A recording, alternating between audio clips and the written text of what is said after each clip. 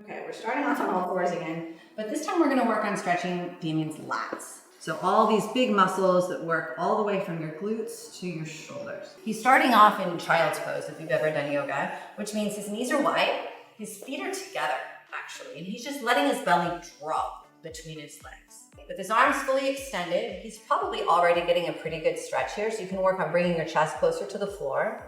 And then to start working into the lats a little bit deeper, we're gonna do them one at a time. So he's gonna walk his hands all the way over to the right. And by all the way, I mean as far as you can reach.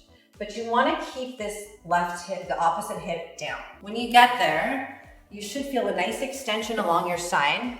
And then you're gonna take this same side hand and put it on top. There you go. And then try to press into the floor with your hands to find this length here. Again, working both hips down and even. Hold that for a few breaths, really try and expand into your side. And then you're just gonna walk it over and do the other one.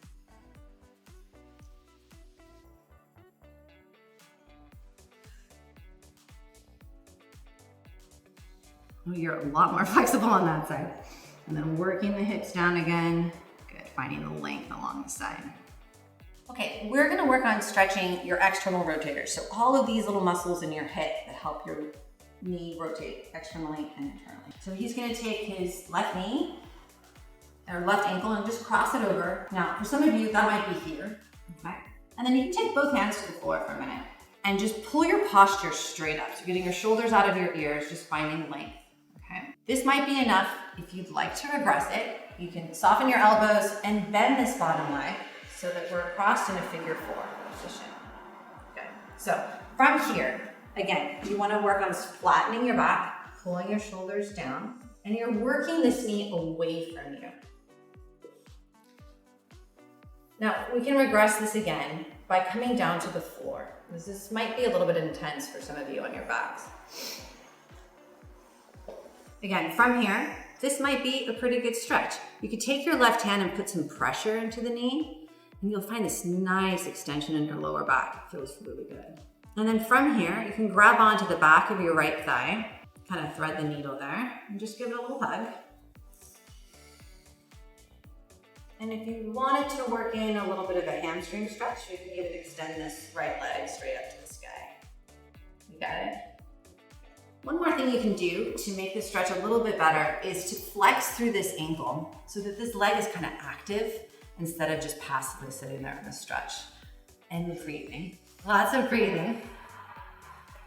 That's great. Okay, we're working on stretching your inner thighs, your adductors. So in this quadruped position, we're gonna start walking your knees as wide as you comfortably can. Once you get to that position, before you do anything else, I'm gonna have you separate your feet even further.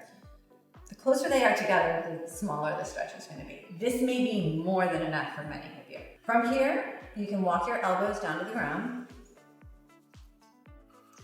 Again, might be enough. If you'd like to stretch even further, you can start slowly pressing your hips back until you get the level of stretch that feels appropriate for you. Wherever that is, you just want to breathe into it for a while. This might be really intense. I would say probably hold this at least 30 seconds. And just as important as getting into the stretch is getting out of the stretch safely. So when you're done, walk back up onto your hands first, and then slide your weight forward before you start walking your knees together, because you don't want to tear anything. That was great.